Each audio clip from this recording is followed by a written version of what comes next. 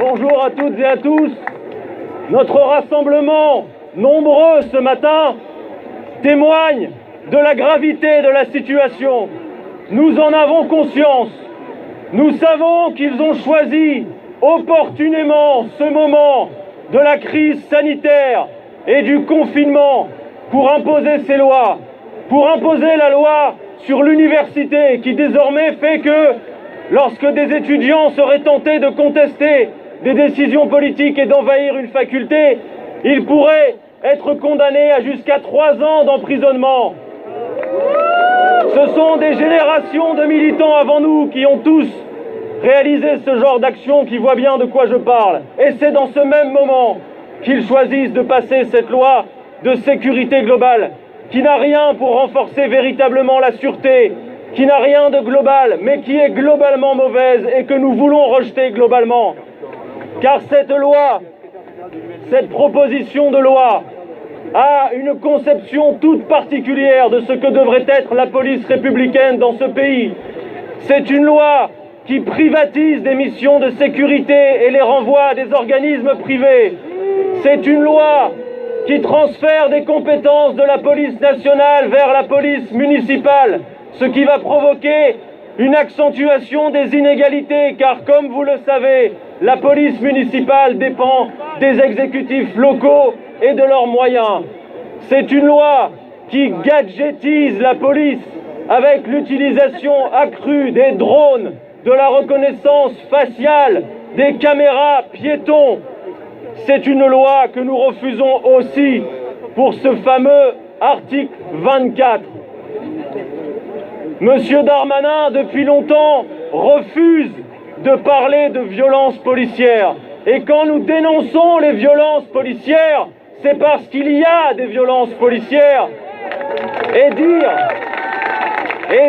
qu'il y a des violences policières ne veut pas dire, monsieur Darmanin, que tous les policiers seraient des violents. Mais vous nous avez refusé les mots en refusant d'en parler. Et désormais, vous voulez nous refuser les images.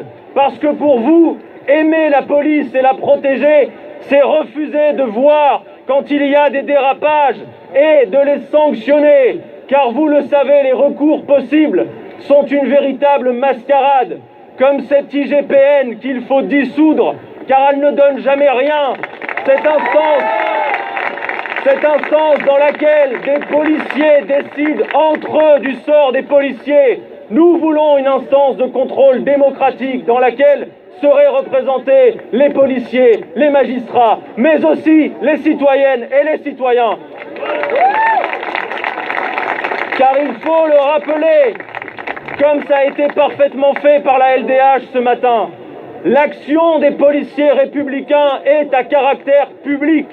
Et c'est tout à fait normal et souhaitable que les citoyens procèdent à un contrôle de l'action de celles et ceux qui ont le monopole de la violence légitime de l'État.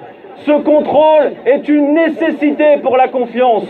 Ce contrôle est une nécessité pour que le consentement à l'autorité soit possible dans notre pays.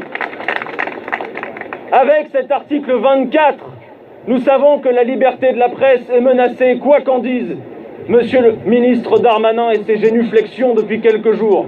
Car avant même que la loi ne passe, vous avez vu que les journalistes étaient d'ores et déjà menacés dans leurs prérogatives.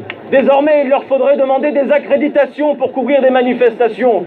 Et mardi dernier, devant l'Assemblée nationale, quand celles et ceux qui étaient mobilisés ont eu droit au gazage massif, au canon à eau, des journalistes se sont retrouvés en France, en garde à vue pour avoir couvert cette manifestation. C'est une honte. C'est une honte pour notre pays. La France, pays des droits de l'homme, désormais montrée du doigt à l'international pour cette dérive autoritaire. C'est une honte pour notre pays d'être montré du doigt par l'ONU. Et c'est un honneur de vous voir ce matin rassemblés avec les 106 organisations qui s'opposent à raison à ce projet de loi. J'achève, y compris en assumant en votre nom de m'adresser aux policiers qui encadrent la manifestation ce matin. Le rôle de la police républicaine dans les manifestations, c'est d'encadrer et de permettre que l'on manifeste.